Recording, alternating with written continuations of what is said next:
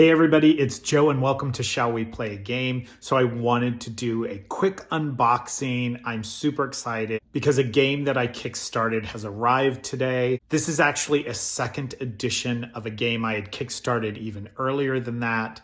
I think the original was the first game I ever kickstarted. It's called Camp Grizzly and is sort of a tongue-in-cheek horror survival game. It riffs on a lot of the 80s slasher genre. It's so much fun. Let's open it up together.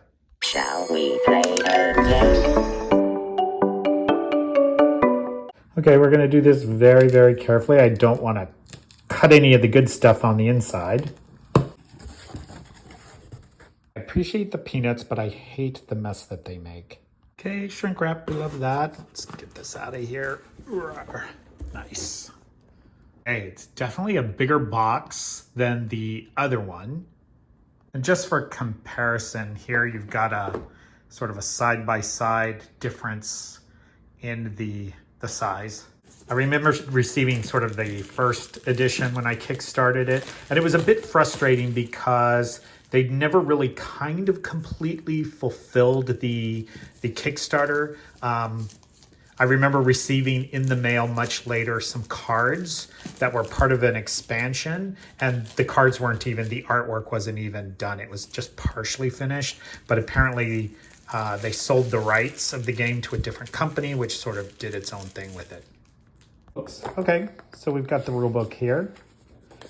1, 2, 4, 6. Okay, so it's about 10 pages. Yeah, it's a nice big book. Okay, here's the board. Okay, and the board is double-sided, which is kind of cool. In the first edition, it was basically this, but it looks like now we have options for 2 different sort of camp layouts. Lots of good bits. This is cool. I love the actual silver key. In the previous edition, they were just tokens.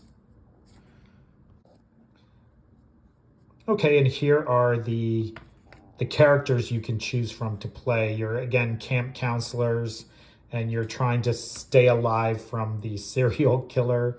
These are nice. They're kind of thick. They're sort of a thick cardboard, which is nice because in the first edition, they were pretty thin. So that's nice.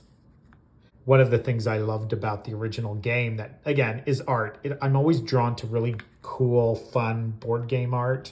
I don't know if this is true or not, but the artist apparently worked for Pixar at the same time he was designing this game, and he couldn't finish the art in the first edition, which is kind of why it sort of stalled. That's what I'd heard. I don't know if this is true. I love that some of the characters are based on actual film characters. Like here, Chad is clearly based on the Bill Paxton character Chet from Weird Science. He looks like a jerk. There's another one, Ricky, obviously based on Michael J. Fox's Teen Wolf. Okay, it looks like they come with the standees. Let's put one together and see what it looks like. Okay, the plastic standees are very nice. I had read online that a lot of the artwork that was incomplete, they just stuck the characters behind bushes. So if you notice, this guy's behind a bush. This guy who looks like John Carpenter, he's behind a bush.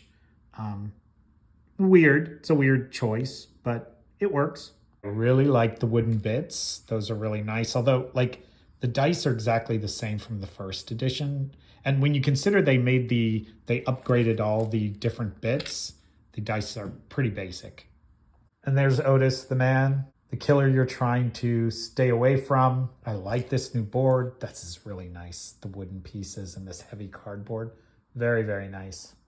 Overall, it looks really, really good. I'm liking the components, and I'm really looking forward to getting this out on the table. Shall we play a game?